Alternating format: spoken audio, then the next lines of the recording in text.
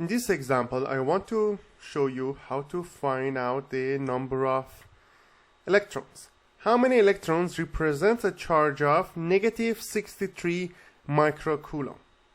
Charge on each electron is negative 1.602 times 10 to the power of negative 19 coulomb.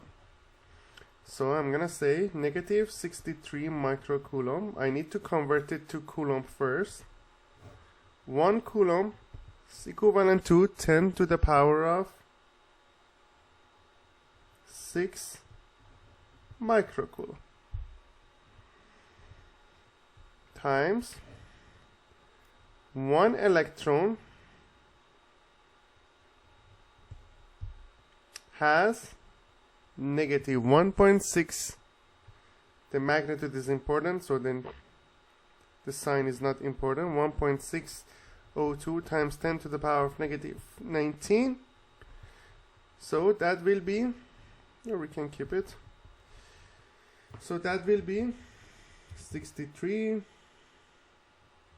divided by 6 divided by 1.602 times 10 to the power of negative 19.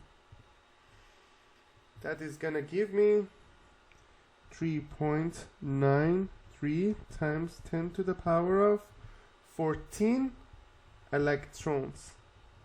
So that's gonna be the number of electrons. That's how we calculate the number of electrons using the amount of charge we have.